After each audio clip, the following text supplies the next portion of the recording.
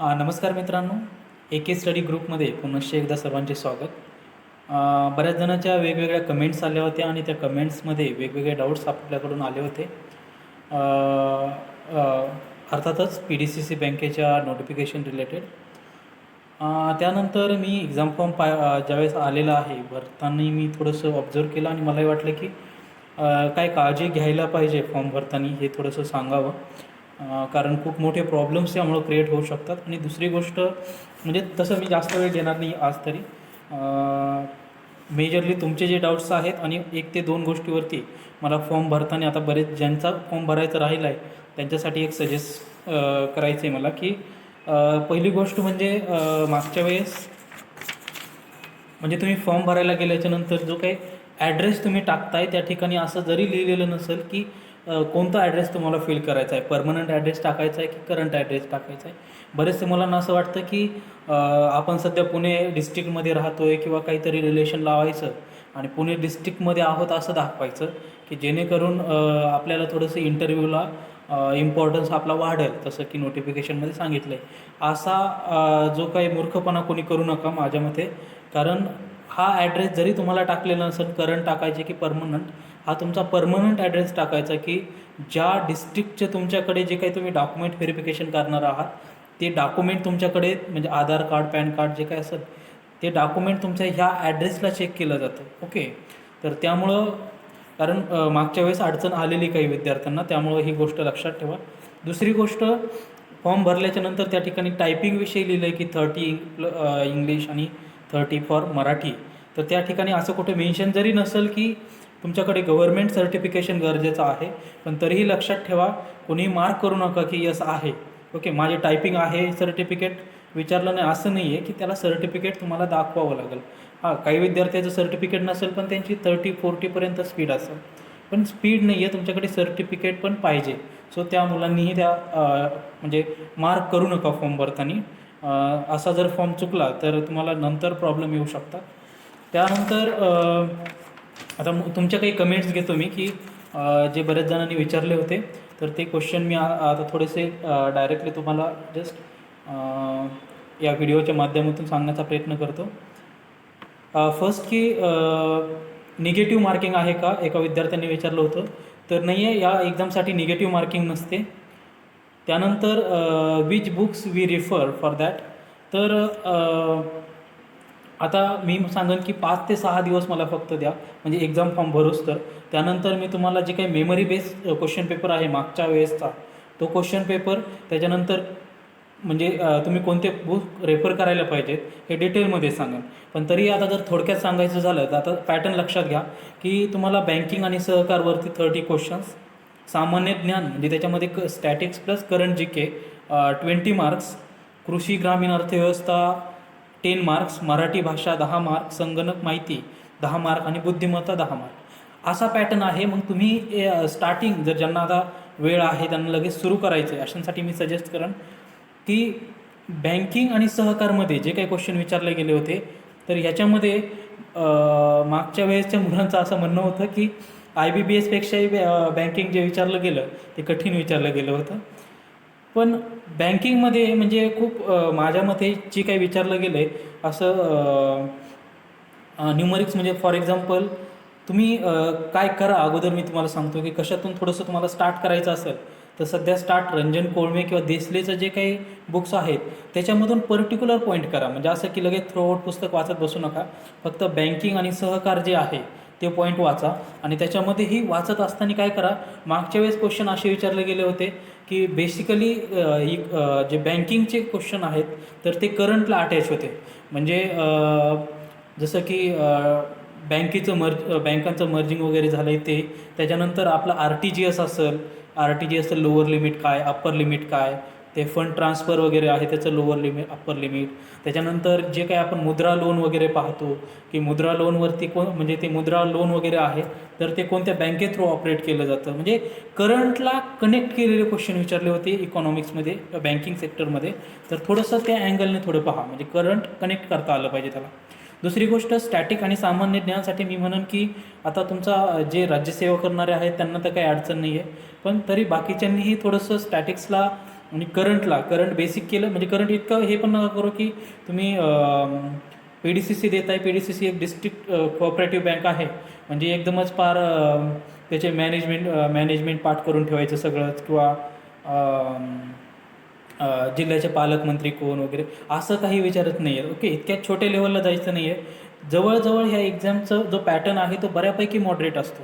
म्हणजे क्वेश्चनच्या अँगलने म्हणतो आहे मी, की एक आपल्याला असं अजिबात वाटणार नाही एक्झाम देताना की हा जो पेपर देतो आहे आपण तो तलाठी लेवलसारखं. तलाठीची एक्झाममध्ये आपण पाहतो की तलाठीला डिस्ट्रिक्ट लेवलला 4 ते 5 क्वेश्चन असतात, म्हणजे इतके बेसिक PDCCला विचारले गेलेले नाहीत मागच्या वेळेस. ओके, म्हणजे जिल्ह्याची माहिती असेल वगैरे इतकं डिटेलमध्ये काही विचारलं नाही. पण तरीही मी सांगेन की पुणे जिल्ह्याचा थोडंसं माहिती असेल तर चांगलंच आहे, पण एकदम छोट्या लेवलला जाऊ नका.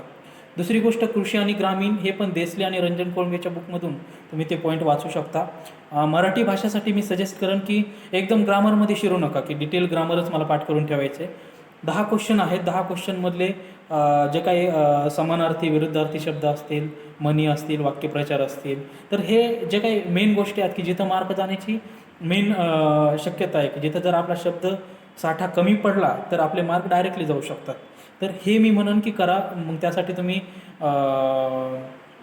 बाळासाहेब शिंदेचं पुस्तक जरी वापरलं ते ग्रामरचं तरी सफिशियंट आहे. आणि त्याच्यानंतर इतर कोणतं तुमच्याकडे तुम्ही ऑलरेडी रेफर करत असाल की जे हे कंटेंट आहे तरीही प्रॉब्लेम नाही. त्याच्यानंतर संगणक माहिती की कॉम्प्युटर अवेअरनेसविषयी, आता मागच्या वेळेस माझा एक्सपिरियन्स सांगतो मी की संगणक अवेअरनेसवरती झालं काय की मी खूप जास्त अभ्यास करून गेलेलो ऑलरेडी. म्हणजे जे काही पूर्ण कॉम्प्युटरचा इतिहास असन, त्यानंतर वेगवेगळ्या टाईप्सच्या मेमरीज वगैरे ज्या आहेत की EEPROM, ROM असन, रॅम असन, त्याच्यानंतर त्याचे वेगवेगळे टाईप्स असतील. पण एक्झाममध्ये असं काही विचारलं नाही. एक्झाममध्ये थोडं पॅटर्न वेगळाच पाहायला भेटला याच्या बाबतीत, आणि तो मी समजून माझ्या पूर्ण पेपरमध्ये मला कॉम्प्युटर अवेअरनेस जो आहे, संगणकची माहिती, तो पॉईंट अवघड गेला. जरीही मला 63 मार्क पडले असते तरीही कॉम्प्युटर हे अवघड गेलेलं मला त्यावेळेसही. त्याचं कारण असं की खरं तर ते जे कॉम्प्युटरचे क्वेश्चन विचारतात ते या अँगलने विचारतात की ज्यावेळेस आम्ही ट्रेनिंगला होतो त्यावेळेस काय व्हायचं की जे काही कॉम्प्युटरवरती काम करणारे जे तिथले वर्कर आहेत, स्किल एम्प्लॉई म्हणत आपण, तर ते खूप फास्ट, म्हणजे ते माऊस वापरतच नसायचे. एकदम शॉर्ट की वगैरे त्यांना इझिली यायची. मग त्यावेळेस माझ्या लक्षात आलं की एक्झाममध्ये इतक्या सगळ्या शॉर्ट कीज का विचारल्या होत्या. ओके, म्हणजे थोडंसं शॉर्ट कीज वगैरे अशा प्रकारचे काही क्वेश्चन विचारले होते संगणक माहितीवरती. खूप डिटेल असं काही विचारलं गेलेलं नव्हतं, पण मॉडरेट लेवलचा किंवा हार्ड बनन मी माझ्यासाठी तरी इथं गेलेला. त्यानंतर बुद्धिमत्ता हे 10 क्वेश्चन्स असे होते की ज्याला एक नॉर्मल मॅथ येतं आहे तेही आउट ऑफ मार्क घेऊ शकतात. आणि मला आठवतं की 25 क्वेश्चन मागच्या वेळेस क्वेश्चन मॅथ आणि रिझनिंगमध्ये होते, आणि त्याच्यामध्ये माझा फक्त एक क्वेश्चन चुकलेला, 24 पडलेले. आणि एक क्वेश्चन पण एक माझ्याकडून चुकून थोडंसं सॉल्व बरोबर केलं, पण चुकून मी मार्क वेगळं केलं जरा, म्हणून ते थोडंसं हे झालं. तर हे सगळं मी सांगतो आहे कशासाठी की ज्यांना लगेच अभ्यास सुरू करायचा आहे त्यांनी हे जी मी गोष्टी सांगितल्या त्याला फोकस करून तुम्ही स्टडी ह्या सेक्शन वाईज करू शकता. त्याच्यानंतर आता प्रिवियस इयर क्वेश्चन पेपरविषयी मुलं विचारत होते, तर याचा जो काही मेमरी बेस्ड क्वेश्चन पेपर आहे माझ्याकडे, तर तो आता मला थोडासा वेळ द्या, कारण कालच मी युनिव्हर्सिटीमधून मला वेळ कमी भेटला. तर एक्झाम फॉर्म भरायला आणखी 16 तारीख आहे. 16 तारखेपर्यंत तुम्ही सगळे फॉर्म भरा. त्याच्यानंतर मी हा मेमरी बेस्ड क्वेश्चन पेपर तुमच्यासमोर नक्की घेऊन येईन. आणि म्हणजे मी सांगतोय देईन आणि देणार नाही असं नाही आहे. 100% तुमच्यासमोर तो क्वेश्चन पेपर थोड्याच दिवसात येईल. फक्त त्यासाठी थोडासा वेट करा. ओके. त्याच्यानंतर एक क्वेश्चन एका विद्यार्थ्याने विचारला की आरक्षण आहे का? तर या एक्झामसाठी आरक्षण नाही. ओव्हरऑल सगळे जे आहेत, म्हणजे ओपन असतील, OBC असतील, ऑल स्टुडंट हे एकाच लेवलला कन्सिडर केले जातात, आणि त्यामुळं वेगळं मेरिट लागत नाही. एकच जे कट ऑफ आहे तोच कट ऑफ लावला जातो ऑल स्टुडंटसाठी. त्याच्यानंतर ओके, आता त्याच्यानंतर एक मॅडम येतात सुजाता देसाई म्हणून, की त्यांचा एक म्हणजे त्यांची कमेंट होती की ॲक्च्युली ह्या एक्झाममध्ये थोडंसं फ्रॉड वगैरे होतं, किंवा त्यांना 49 मार्क होते मागच्या वेळेस. त्यांचा इंटरव्ह्यू पण झालेला, पण फायनल सिलेक्शन झालं नाही. तर आता मी याच्यावरती काही बोलणार नाही आहे, पण आता कारण थोडंसं मेरिट प्लस मायनस झालं असेल किंवा मॅडम ह्या ऑदर डिस्ट्रिक्टमधल्या असतील की जेणेकरून त्यांना इंटरव्ह्यूला थोडेसे मार्क मिळाले असतील, असं काही असू शकतं. पण आता प्रत्येकाची एक पर्सनल थिंकिंग आहे. मी तर म्हणेन की ज्यांनी फॉर्म भरला आहे त्यांनी जे काही सिलेक्शन प्रोसिजर आहे तर त्याच्यावरती 100% ट्रस्ट ठेवा. तुमचा कॉन्फिडन्स वाढेल आणि जर एक्झामही द्यायची त्याच्यावरती विश्वासही नाही ठेवायचा म्हटलं तर मग कुठेतरी आपल्याच मनाचं खच्चीकरण होतं. सो आय सजेस्ट की फुल ट्रस्ट ठेवा आणि व्यवस्थित अभ्यास करूनच पेपर द्या. त्याच्यानंतर सिलेबस पॅटर्न आणि ह्याच्यावरती डिटेल व्हिडिओ. आता एक जुना व्हिडिओ आहे तो तुम्ही पाहू शकता, पण आत्ताचा जो पॅटर्न आहे तो थोडासा वेगळा आहे. जसं मी आत्ता तुम्हाला बोलताना बोललोच आहे, तर हा पॅटर्न थोडासा वेगळा आहे. त्याच्यानंतर एका विद्यार्थ्याने कॅटेगरी वाईज मेरिट लागतं का तर नाही लागत, मी ऑलरेडी जसं सांगितलं. तर सगळ्यांना सेम कॅटेगरीमध्ये ठेवलं जातं.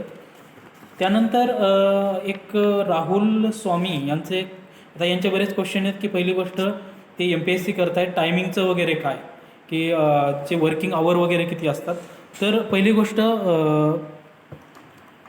मी त्यांना सांगेन की एक बेटर जॉब आहे की तुम्हाला MPSC करता येऊ शकते किंवा तुमचा जो काही अदर कॉम्पिटेटिव्ह एक्झामचा आहे तर तो स्टडी करता येऊ शकतो तुम्ही जॉईनिंग करून. पण त्याचं कारण असं आहे की तुमचं जे वर्किंग असतं ना तर लिटरली 10:30 ते 4:30 4:30च्या अगोदरच हे खूप संपतं.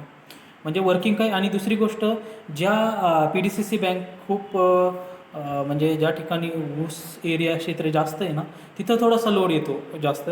अदरवाईज बँकेमध्ये जास्त काही गर्दी नाही आहे. हां, शहराच्या ठिकाणी पुणे वगैरे या जवळच्या शहरातल्या सिटीमधल्या बँकेंना थोडी गर्दी पाहायला भेटेल. आणि ग्रामीणमधले असे की ज्या ठिकाणी ऊस क्षेत्र वगैरे एखादा कारखाना त्याच्या अंडर येतो आहे, ओके, तर अशा ठिकाणी मग तुम्हाला थोडीशी गर्दी पाहायला भेटेल. त्याच्यानंतर अदरवाईज जर पाहिलं तर शांत आहे एन्व्हायरमेंट. फक्त महिन्याच्या शेवटी जे काही मग ते लाईट बिल वगैरे बऱ्याचशा ह्याच्यामध्ये तिथं भरले जातात, त्या दिवशी 1-2 दिवस थोडी लाईनच पाहायला भेटते. आणि अदरवाईज अभ्यासाला काही प्रॉब्लेम नाही. आणि हे जेन्युइन रिझन आहे. तुम्ही जसं जेन्युइन विचारलं मला तर हे जेन्युइन रिझन आहे, आन्सर आहे माझ्याकडून की काही अडचण नाही आहे, अभ्यासाला काही प्रॉब्लेम नाही आहे. त्याच्यानंतर वर्कलोड हे अशा प्रकारचा असतो. वर्कलोड काय खूप जास्त वर्कलोड नसतो. नवीन गेल्याच्यानंतर थोडंसं ते इन्व्हायरमेंट मॅच व्हायला थोडा वेळ जाईल, but otherwise everything is okay. त्याच्यानंतर प्रमोशन. आता PDCC बँकेमध्ये मागच्या वर्षीच मला वाटतं कारण एकतर 4-4 वर्षानंतर ह्या एक्झाम होतात. प्रमोशनला स्कोप आहे. दुसरी गोष्ट कोणतीही दुसरी डिस्ट्रिक्ट कोऑपरेटिव्ह बँक पहा तुम्ही, त्यांची सॅलरी जी आहे प्रोबेशन पिरियडपासूनच कमी आहे. 8 ते 8,500 प्रोबेशन पिरियडपासून सॅलरी असते. PDCC बँकेची एक चांगली सॅलरी आहे प्रोबेशन पिरियडलाही, आणि 1 वर्ष कंप्लीट केल्याच्यानंतर तुम्हाला जे काही सॅलरी आहे ती खूप चांगली सॅलरी भेटते.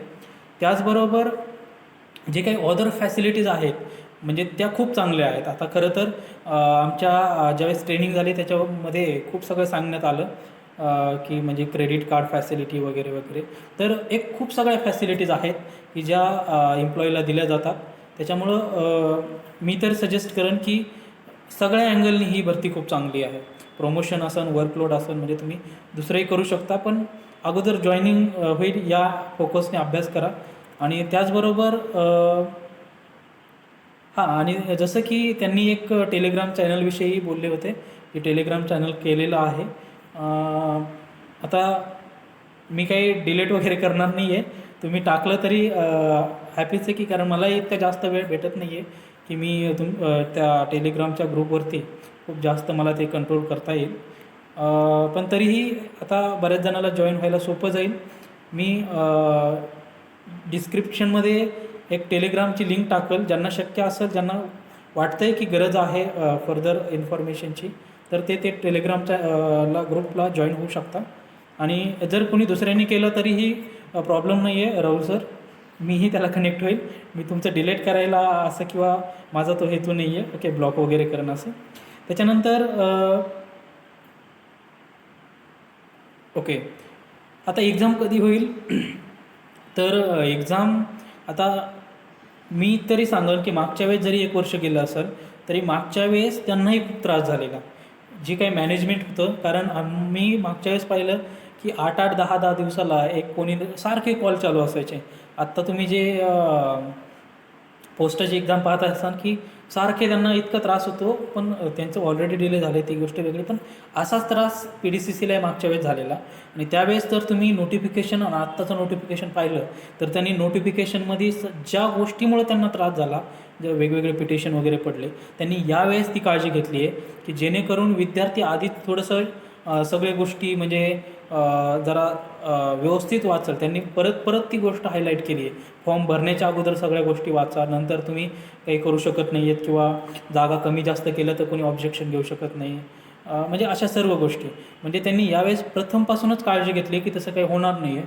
सो माझं म्हणणं आहे की एक्झाम लवकरात लवकर होईल, कारण ते जास्त वेळ घेत तसंही नाही आहेत. तुमचा जर डॉक्युमेंट व्हेरिफिकेशन झालं, इंटरव्ह्यू झाला, तर ह्या गोष्टी तशा ते फास्ट करतायत.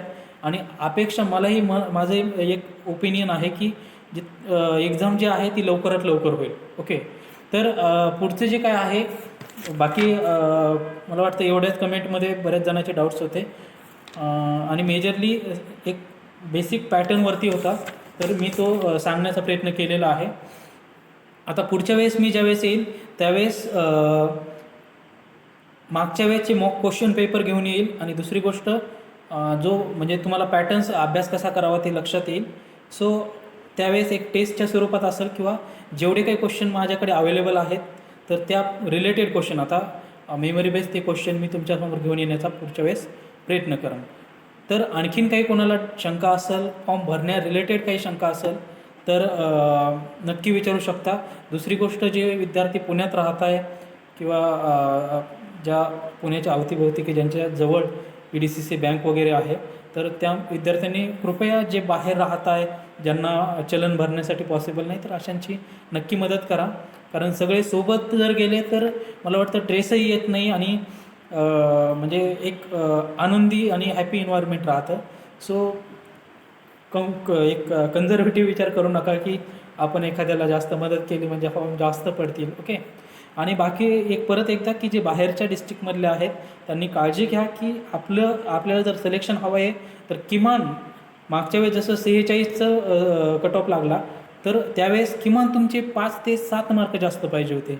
म्हणजे तुमचा 52, 53च्या वरती मार्क जर असते तर ओव्हरऑल जरीही तुमचं इंटरव्ह्यूला मार्क कमी आले तरी अडचण आली नसती. तर ठीक आहे, जे काही तुमच्या शंका होत्या कमेंटमध्ये मी त्या सगळ्या सांगण्याचा किंवा हे जास्त माझ्याकडून जे काही शक्य आहे ते मी सांगण्याचा प्रयत्न केलेला आहे.